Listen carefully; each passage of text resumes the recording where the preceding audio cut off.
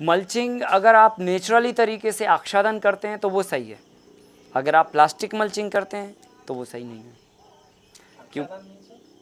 आच्छादन का मतलब होता है मल्चिंग, हिंदी में आच्छादन बोलते हैं, अंग्रेजी में मल्चिंग शब्द यूज़ करते हैं।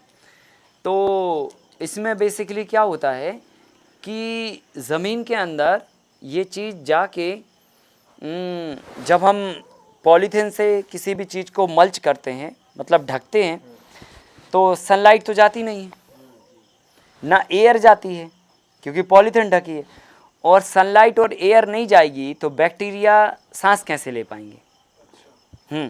तो क्या होगा, पानी जब हम देते हैं और फिर आप कहोगे कि नहीं सांस नहीं ले पा रहे, तो सर मल्चिंग लगाने वाले लोग खेती तो करते हैं और उसमें होता है पैदा।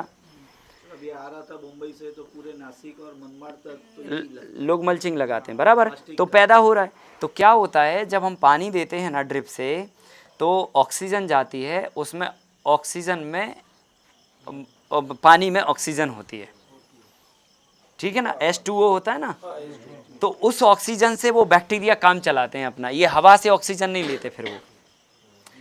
हाँ, अब देखना, लेकिन ऑक्सीजन तो मिल गई, पानी भी मिल गया और भोजन भी मिल गया, लेकिन अब धूप नहीं मिल रही। आपको अगर धूप ना मिले 5 साल तक, बिल्कुल कैसा फील होगा? कमजोरी फील होगी ना आपको, आपको लगेगा अरे यार थोड़ी धूप मिल जाती। धूप में जैसे ही खड़े होते तो थोड़ी एनर्जी सी आ जाएगी क्या। तो सनलाइट जो है ना एनर्जी का रिसोर्स है। अब क्या हो रहा है ना कि 4-5 साल तक आप कर सकते हो ऐसा कि बिना लाइट के रह सकते हो, लेकिन सारी ज़िंदगी बिना लाइट के नहीं रह सकते। थोड़ी धूप तो आपको लाइफ में चाहिए, है ना।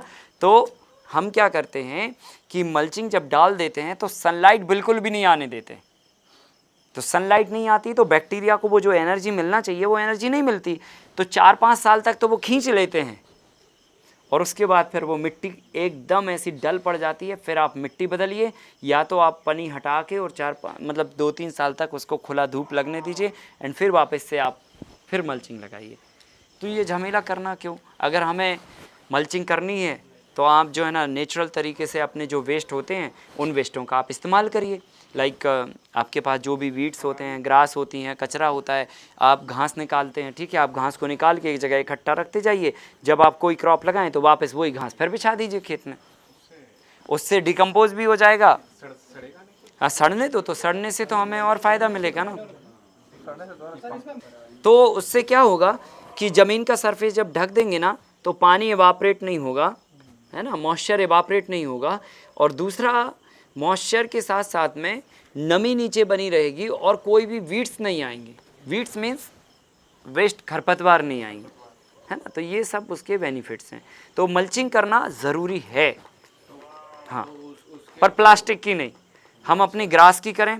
आपके पास अगर पुट्ठे हों, जैसे कार्टून के किसी के पास बहुत बॉक्स होते हैं, तो ठीक है वो बिछा दो आप, कोई दिक्कत नहीं। जूट से एक मल्चिंग बनते हैं, जूट से भी कर सकते हैं, जूट का कर लो। अच्छा सर, जब वो डिकम्पोज हो